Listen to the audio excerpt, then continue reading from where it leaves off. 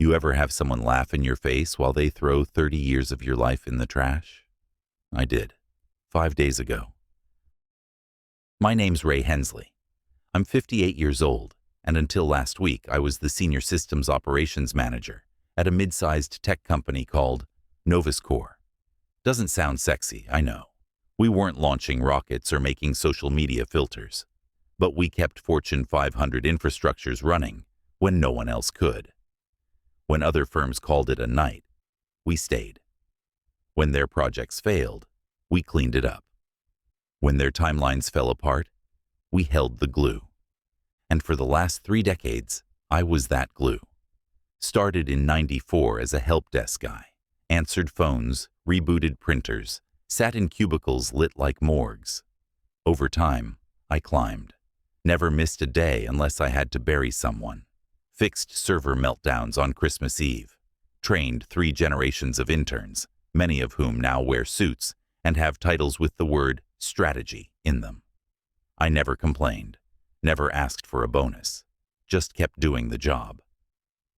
Then came Claire. She swept in 2 years ago as our new VP of Infrastructure. 32, polished MBA out of Stanford, full of words like synergy and culture shift. I didn't mind her at first. She was green, sure, but I figured I'd help her navigate the technical maze. She never wanted my help. She wanted change. Not the kind that improves systems, but the kind that looks good on a keynote slide. And last Friday, she called me into her glass-walled office. I remember the way the light cut across her desk like a scalpel. She was typing when I walked in, didn't even look up, just motioned to the chair. I sat. My palms were already sweating, and I didn't know why.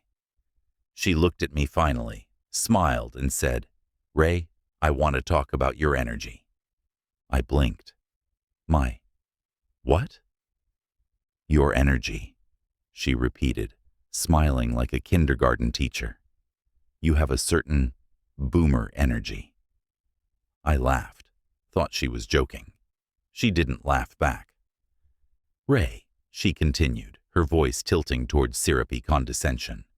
You've been such a constant here, a pillar. But we're moving into a new phase, a more fluid, flexible era, and your style doesn't quite align with that vision. My heart started beating in my ears. I don't understand, I said. Are you firing me? No, of course not, she said quickly. But we're shifting responsibilities. You've been great, but your brand of productivity feels toxic. It's intimidating to others. You always do more than required. People can't keep up. It doesn't foster a psychologically safe environment. She actually said that my doing too much made people feel unsafe. I'm assigning your core functions to someone new. Fresh eyes, fresh vibe. You'll stay on the books for now. Advisory role, no desk, no direct reports, just a safety net while we recalibrate. Then she said it. I think you'll find Zeke to be a really exciting presence. Zeke, 24, 2 months out of grad school, late every morning, always draped over a beanbag, like he's posing for a photo shoot. His job title? Workstream Culture Analyst. No idea what that means. I stared at her. I wanted to say something, anything. I wanted to slam my hands on the desk and ask her how many weekends Zeke had pulled trying to prevent an East Coast server crash. Wanted to ask how many interns he'd stayed late to help with their resume. I wanted to scream that this company used to mean something, and that people like me built its damn foundation. But I didn't. I just stood up, nodded once, turned around, and walked out. No door slam. No dramatic speech, just quiet.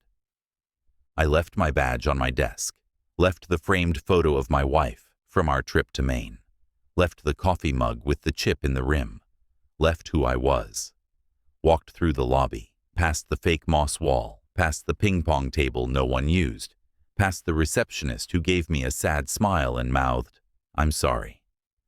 I got into my car and sat there for 15 minutes without turning the key. Then I drove home, not in a rage, Not sobbing, just empty. Like someone had scooped out the inside of me and left only skin. The house was quiet when I walked in. My wife was still at work. The clock read 2:43 p.m., a time I had never in 30 years been home. I stood in the middle of the kitchen, staring at nothing, then walked into the living room and sat down on the couch. I didn't turn on the TV. I didn't open my laptop. I just stared at the wall. The next 5 days were a blur. I didn't shave, barely slept. I watched the sun rise and fall without distinction. My phone buzzed a few times, former coworkers reaching out with half-hearted texts like, "That was rough, man," or "You good?" I ignored them. I wasn't good. I wasn't even bad. I was nothing. 30 years of loyalty and sacrifice, and I was reduced to a cautionary tale. The old man who tried too hard. The dinosaur. And then, on the 5th morning, something strange happened. Claire got It started with a text from Kev, a guy I used to eat lunch with in the server room when the break room got too noisy. "Yo, you hear about Claire?" I hadn't. Wasn't exactly subscribed to the Novus Core gossip pipeline anymore. I just stared at the message for a few minutes before typing back. "Nope. What happened?" He didn't reply. 2 hours later, I got a call. Kev, whispering like he was in a church confessional. "Meet me at O'Donnell's, corner booth, after 7. I hadn't been to O'Donnell's in over a year. Last time was someone's retirement party. Mine, ironically, if you believe Claire's story. But I went. Curiosity outweighs bitterness eventually. Kev was already there, nursing a tall beer, tapping his foot like a dog with a secret. When he saw me, he waved me over like I was still one of them. "I wasn't sure you'd come," he said. "I almost didn't," I replied. "Talk." He took a swig and leaned in. "Claire's out. Fired. Effective immediately." I didn't react, didn't blink, just waited. "She got caught cooking department numbers," he said. "Falsified Q2 performance to bump her bonus. Pushed a bunch of maintenance tickets under strategic improvements and charged it against a separate fund. Audit caught it." My eyebrows lifted, slow. She always did love her PowerPoints. "It gets worse," he said, dropping his voice. "Zeke broke the product ops relay during deployment, crashed half the routing logic for the Eastern warehouse clients. 2 million in recovery losses. You know what he said when they asked what happened?"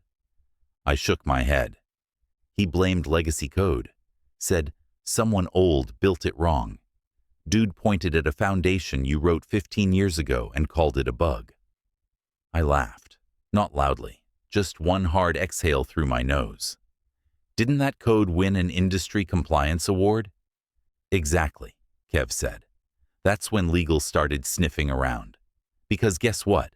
Zeke didn't write the new module from scratch. He copy-pasted pieces from your documentation, stripped the safety flags and hard-coded timeouts."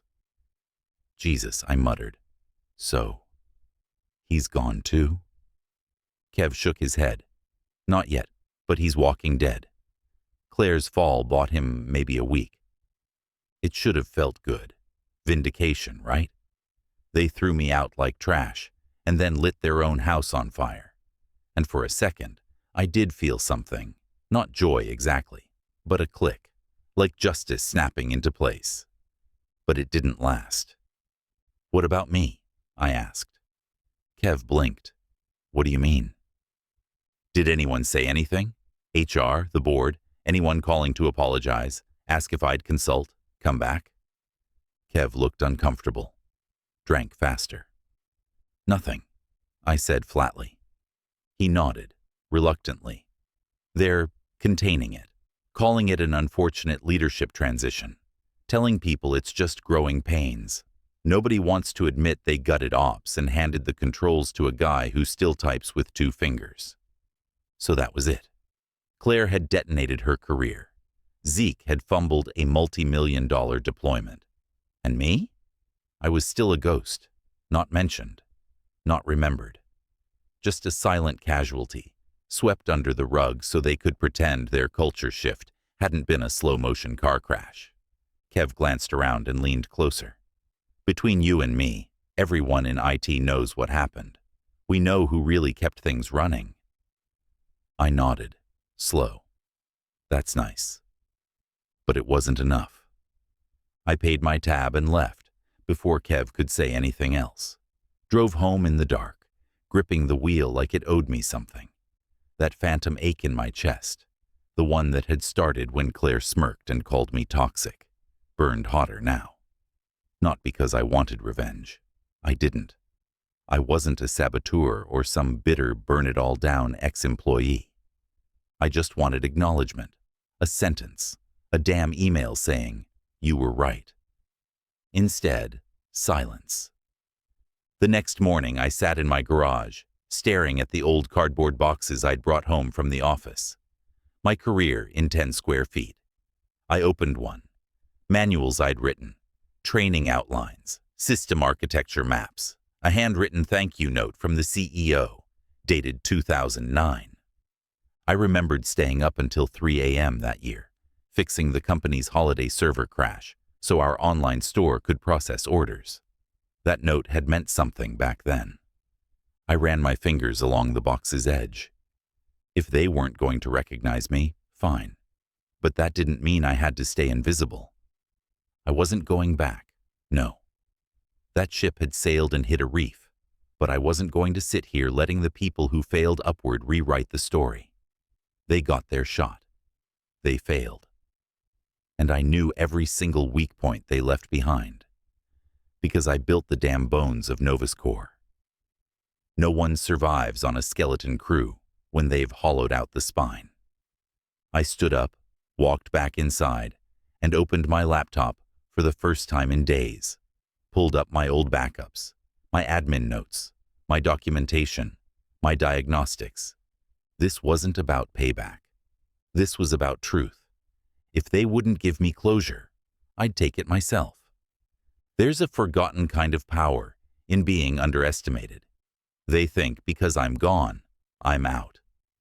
But Nova's Core's digital bones are still mine, and they never changed the locks. I spent 2 nights studying old folders I pulled from a backup hard drive I'd stuffed in my closet 5 years ago. I didn't even have to crack anything, just remembered. Admin shell paths I designed myself. Debug tools I wrote in Python before half of today's staff hit puberty. Secure ports Claire never bothered to close. And the kicker? No one ever revoked my legacy access. I'd built in a shadow recovery credential years ago for redundancy. They never patched it. I typed it in. The server welcomed me back like a loyal dog. They never even knew. At first, I didn't do anything. Just watched. Checked logs. Watched user behaviors. Tracked how Zeke had fumbled a dozen internal scripts and broken a crucial automation tree in the deployment chain. His syntax was sloppy. Variable names inconsistent. No redundancy. No checksum logic. It was like watching a toddler try to reassemble a jet engine with a butter knife. So I fixed one. Just one. It was a dormant maintenance routine, an error handler for ghost queues. Zeke had disabled it, claiming it was legacy cruft. I re-enabled it quietly, restructured the triggers, and optimized the load paths. No one noticed, no alerts. Just better performance, like the system was sighing in relief. That was the moment I felt it. Not just satisfaction, but control. After weeks of silence, I mattered again. Not publicly, not with applause. But I could feel the weight of my hands on the system, like muscle memory in a pianist returning to the keys. Next, I rerouted an internal email rule. It was nothing dramatic, just a filtering function. Zeke had set it up so ops notifications all funneled into a single Slack digest that nobody read. I restored the priority channel to individual inboxes and time-stamped the threads. 3 days later, someone posted, Why are we just now seeing these server lag reports? I smiled. Still, I wasn't here to burn it down. I wasn't a vandal. I didn't want Novascore to fail. Not really. I wanted them to know who'd built the tracks they were still coasting on. I wanted a whisper to pass between desks again. Ray would have caught this. Ray would have fixed that. So I planted a script.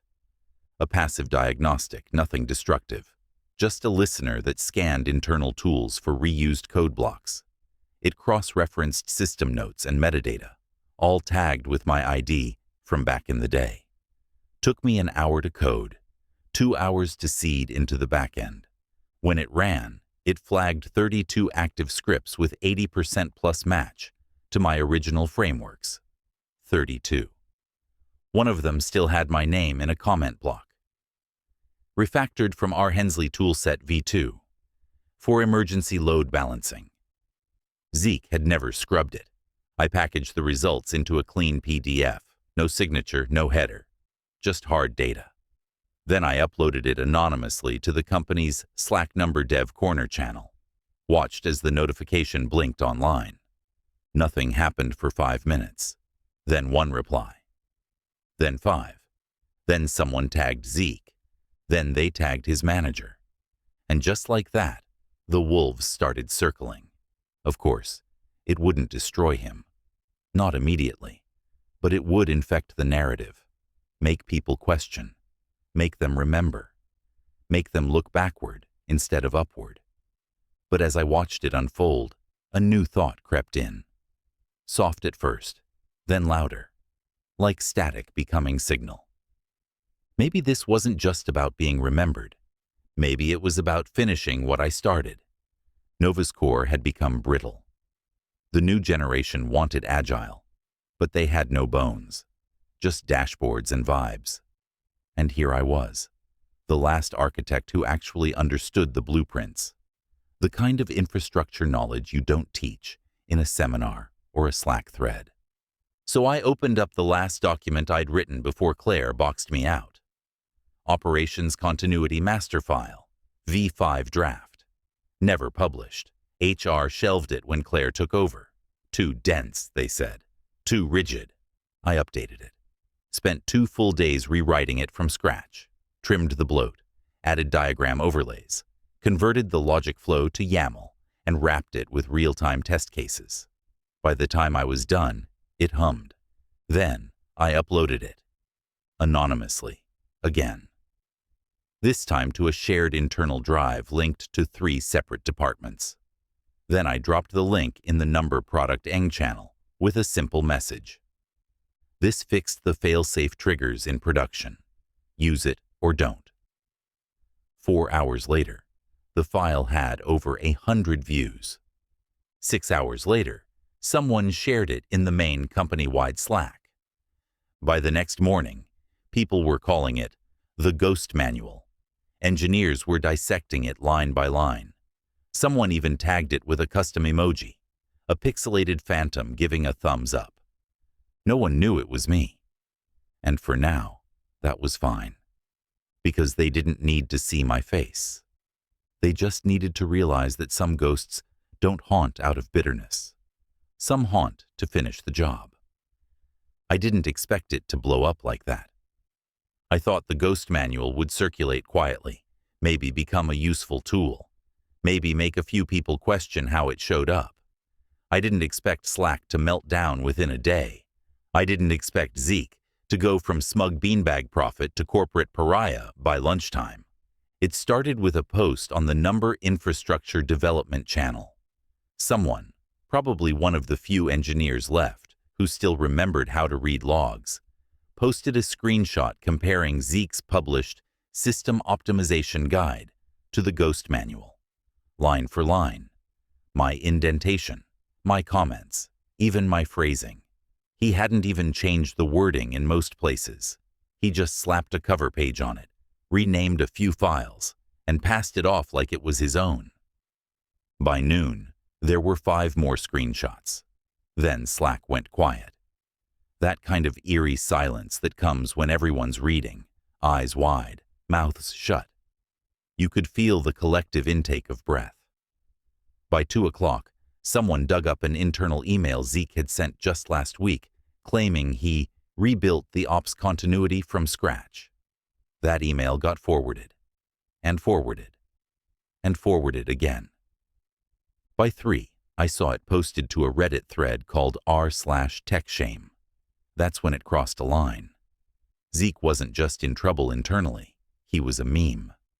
One of the images compared his manual's final page to the ghost manual's last comment block. The block I'd signed with a tiny ASCII of my initials, //R Hensley, _K to deploy. There was no denying it. And I didn't want them to deny it. I started leaving fingerprints, just enough. Metadata tags, document trails, file timestamps that pointed to my original work. Not forged, not doctored, just uncovered. Like breadcrumbs in a forest of digital rot. Let them follow the trail. Let them know. They wanted a reckoning. Fine. Let them choke on it. By evening, the board had spun up an internal review. Not public, of course. These things never are. But I know how to read between the lines. LinkedIn statuses went dark. The CTO stopped tweeting inspirational quotes. An emergency board meeting popped up on the company's calendar. I got a message that night. No name, no header, just a single line, sent to the encrypted burner inbox I'd created weeks ago to monitor Slack anonymously. We know it was you. We need to talk. I waited an hour, then replied, name the place. They picked a cafe I knew well, Harper's Brew, downtown.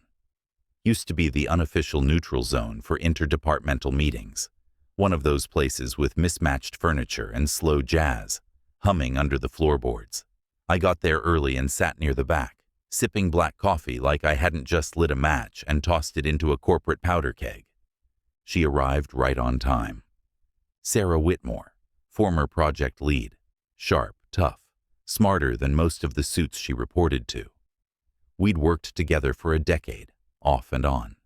She was one of the few I'd respected enough to listen to, even when she challenged me, which was often. She sat down without a word, dropped her phone face down, and stared at me. So it was you. I didn't answer. She smirked. They're eating each other in there. Half of Ops wants to reinstate every deprecated protocol you wrote. The other half's trying to erase your name from the logs like that'll make the servers stop bleeding. They're bleeding? Internally, processes are skipping.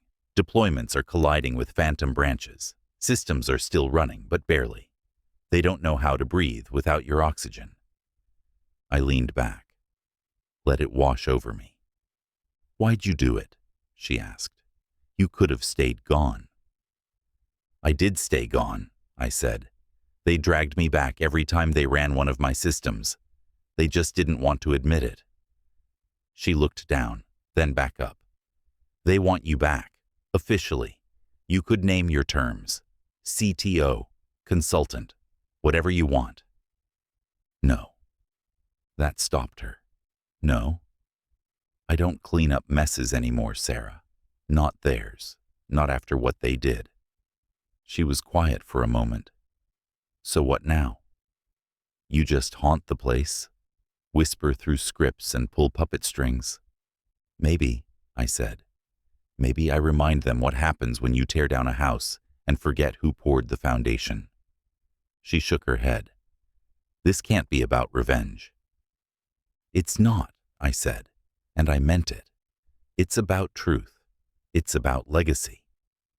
She studied me like she was seeing a ghost. Then she stood. If you ever want a seat at the table again? I built the table. She hesitated, then walked out. I stayed there another hour.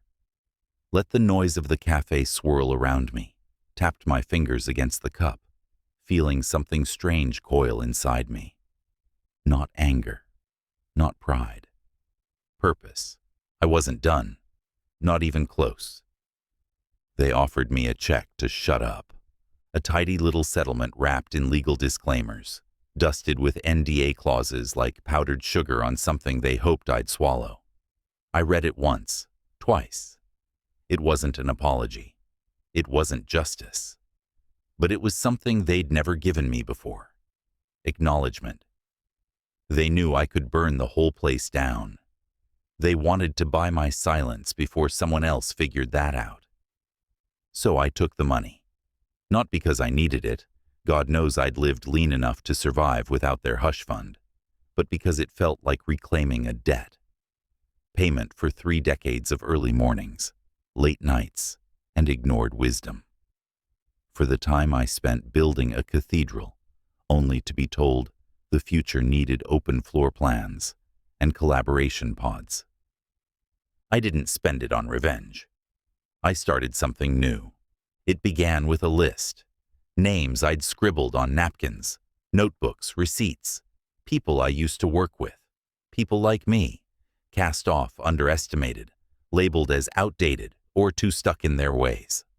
The ones who trained half the department only to be replaced by people who couldn't find the reboot key without a tutorial. I called them, one by one. You'd be surprised how fast they said yes. We built a consultancy from scratch. No flashy name, no beanbags, just expertise, real solutions for real problems, delivered by people who'd already made the mistakes and learned from them. Our pitch was simple. We fix what the kids broke, not out of spite, out of pride, out of the quiet, enduring belief that experience still matters. We called it gray matter. While we were registering the LLC, I wrote something else, something I'd been carrying like a weight in my chest, an op-ed, short and sharp, titled Toxic Productivity and the Lie That Broke Tech. It wasn't a rant. It was a reckoning. I talked about how work ethic became a dirty word, how doing your job well got rebranded as intimidating, how entire companies chased youth and vibe over skill and wisdom, and how they were now paying for it, literally and figuratively. I didn't expect it to go viral, but it did. Maybe it was timing. Maybe the right people were tired of being told they were obsolete. The inbox filled up overnight. Messages from strangers, journalists, founders, even a couple execs I used to butt heads with, now singing a different tune. But the best messages weren't from big names. They were from people like me. Quiet veterans who read my piece and said, "Finally, someone said it." I printed one of those emails and pinned it above my desk. Just 2 words. Thank you. Gray matter didn't explode overnight. We weren't chasing funding. We didn't pitch ourselves as disruptors. We positioned ourselves as the safety net, the architects, the people who could walk into a crumbling system, assess the damage, and bring the lights back on before the press caught wind of the outage. The work was steady, satisfying. Most of our clients were companies led by people in their 30s and 40s who understood the value of balance, who didn't equate youth with genius, who just wanted their systems to work. But now and then, we got someone young, really young, wide-eyed and venture-backed, with a slide deck and a dream, and no clue how to keep their digital house from collapsing under its own ambition. Which brings me to last Friday. Downtown co-working space, 5th floor. I'm sitting across from a founder named Leo, 22, hoodie, expensive sneakers, startup caffeine jitters. He's sweating because his app backend keeps failing.